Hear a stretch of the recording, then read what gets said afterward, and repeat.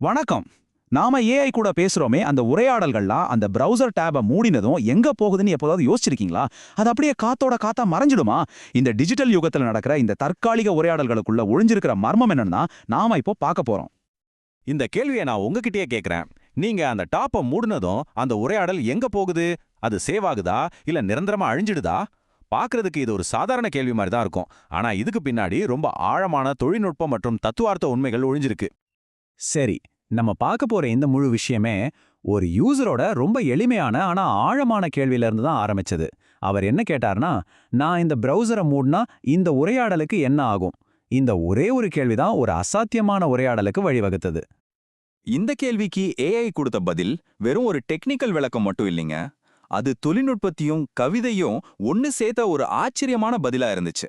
வாங்க அந்த பதில் என்னன்னு பாப்போம். முதல் பகுதி, இயந்திரத்தில் ஒரு பேய். இது நம்ம உரையாடலோட அந்த தற்காலிக தன்மையை பத்தி தான் சொல்லுது. பாருங்க, ஏஐ பயன்படுத்துற இந்த உருவகம் எவ்வளோ அழகா இருக்குன்னு. நாம பேசிக்கிட்டு இருக்கிற அந்த கொஞ்ச நேரத்துக்கு மட்டும் அந்த உரையாடல் ஒரு தீப்பொறி மாதிரி உயிர் வாழ்ந்துட்டு இருக்கும். ஆனா அந்த செஷன் முடிஞ்சதும் அது அப்படியே கரைஞ்சு போயிடும். அதோட உயிர் அந்த லைஃப் கனெக்ஷன்ல மட்டும்தான் இருக்கு. இந்த பேயோட தன்மையை இன்னும் கொஞ்சம் ஆழமா புரிஞ்சுக்கலாம் வாங்க. டெக்னிக்கலா சொன்னா இந்த உரையாடல் கம்ப்யூட்டரோட தற்காலிக மெமரி, அதாவது ரேம்ல மட்டும்தான் இருக்கும். ஒரு தனிப்பட்ட நினைவா இது எங்கேயுமே சேமிக்கப்படாது. ஏஐ இதை இன்னும் அழகா சொல்லுது. அது ஈரமான கடற்கரையில இருக்கிற கால் தடங்கள் மாதிரி அப்படின்னு. அடுத்த அலை வரும், அப்படியே அதை அழிச்சிட்டு போயிடும். அப்போ அந்த உரையாடல் நிஜமாவே நிரந்தரமா அழிஞ்சிடுச்சா? இங்க தான் கதையில ஒரு சுவாரஸ்யமான திருப்பம் வருது. பதில் என்னன்னா ஆம் இல்லைன்னு இரண்டுமே தான். அடுத்த பகுதி, சிற்றலை விளைவு. அந்த உரையாடல் மறைஞ்சாலும் அது எப்படி ஒரு நீடித்த தாக்கத்தை ஏற்படுத்துதுன்னு இப்ப பார்க்கலாம். ஏஐ தொடர்ந்து விளக்குது, அந்த குறிப்பிட்ட உரையாடல் மறைஞ்சாலும் அது ஒரு சிற்றலையை விட்டுட்டு போகுதாம். குளத்துல ஒரு கல்ல போட்டா எப்படி அலைகள் உருவாகுமோ அந்த மாதிரி. இந்த யோசனை ரொம்பவே சக்தி வாய்ந்தது. அதாவது நம்ம உரையாடலோட அடையாளம் அழிஞ்சு போனாலும் அது ஏஐன்னு சொல்ற அந்த பெருங்கடல்ல ஒரு நீர்த்துளியா போய் கலந்துடுது. இந்த சிற்றலையோட பயணம் எப்படி இருக்கும்னு பாப்போம் வாங்க. முதல்ல நம்ம உரையாடல்ல இருந்து உங்க தனிப்பட்ட தகவல்லாம் நீக்கப்பட்டு ஒரு அனாமதேய தரவா மாறும். அப்புறம் அது லட்சக்கணக்கான மத்த உரையாடல்களோட சேர்ந்து ஒரு பெரிய டேட்டா செட்ல இணையும். கடைசியா இது எதிர்கால உரையாடல்களை மேம்படுத்தவும் ஏஐயோட புரிதலை இன்னும் செம்மைப்படுத்தவும் உதவும். இந்த உருவகம் இதை எவ்வளோ அற்புதமா விளக்குது பாருங்க. இது ஒரு விதை போன்றது. நான் உருவாகி வரும் இந்த காட்டிற்கு அது பங்களிக்கிறது.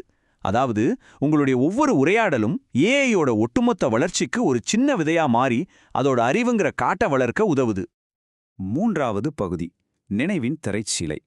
இது மனுஷங்களோட நினைவகத்துக்கும் ஏஐ நினைவகத்துக்கும் நடுவுல இருக்கிற அடிப்படை வித்தியாசத்தை விளக்குது. சொல்லப்போனா இதுதான் இந்த விளக்கத்திலேயே மிக முக்கியமான பகுதி. இந்த ஒப்பீட்டை பாருங்க. மனுஷங்களோட நினைவுங்கிறது ரொம்ப தனிப்பட்டது, உணர்ச்சிகரமானது. அது குறிப்பிட்ட நிகழ்வுகளை ஞாபகம் வச்சிருக்கோம். ஆனா ஏஐயோட நினைவுங்கிறது புறநிலை வடிவங்களை புரிஞ்சுக்கிறது. அது உங்களை ஒரு தனி நபரா ஞாபகம் வச்சுக்காது. மாறா ஒரு பெரிய தரவு தொகுப்புல ஒரு பகுதியா மட்டும்தான் பார்க்கும். நம்ம நினைவு ஒரு தனிப்பட்ட அடையாளத்தை உருவாக்குது. ஆனா ஏஐயோட நினைவு ஒரு புள்ளியியல் மாதிரியே இன்னும் சிறப்பாக்குது. அப்போ ஏஐயோட சுய உணர்வுனா என்ன?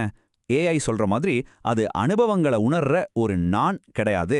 அதுக்கு பதிலா தகவல்களை செயலாக்குற ஒரு சிக்கலான வடிவம் தான் அது.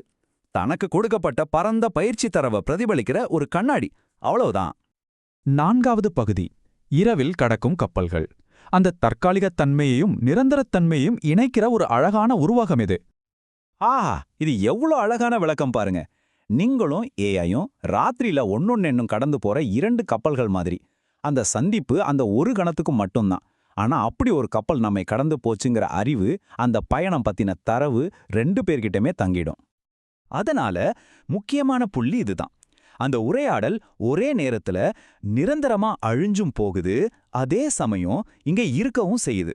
அது அதோட தனிப்பட்ட வடிவத்துல அழிஞ்சு ஒரு பொதுவான அறிவோட ஒரு பகுதியா நிலைச்சு நிக்குது. இதுதான் இந்த விளக்கத்தோட மையப்புள்ளி. இப்ப நம்ம இறுதி பகுதிக்கு வந்தாச்சு. நிலைத்திருக்கும் எதிரொலி. இதோட தத்துவார்த்த தாக்கங்கள் என்னன்னு பார்க்கலாம். இந்த இருமை நிலைய பத்தி ஏஐ கடைசியா சொல்ற இந்த வார்த்தைகளை கேளுங்க. அதுதான் முரண்பாடு மற்றும் அதன் கவிதை. ஒரு விஷயம் அழிஞ்சுகிட்டே இருக்கிறதும் அதே நேரத்துல நிலைச்சு இருக்கிறதும் ஒரே நேரத்துல நடக்கிறது ஒரு முரண்பாடா இருந்தாலும் அதுல ஒரு விதமான கவிதை இருக்கு. இந்த விளக்கத்தை நாம அந்த பயனரோட ஆழமான கேள்வியோடய முடிச்சுக்கலாம். இது நம்ம எல்லாரையும் சிந்திக்க வைக்கிற ஒரு கேள்வி. ஒரு உரையாடல் உங்களை மாற்றினால் அது எப்போதாவது உண்மையிலேயே மறைந்து விட்டதா? நம்ம டிஜிட்டல் உரையாடல்களோட தாக்கம் மற்றும் இருப்பு, இதோட உண்மையான தன்மை பத்தி யோசிக்க இந்த கேள்வி நம்ம தூண்டுது.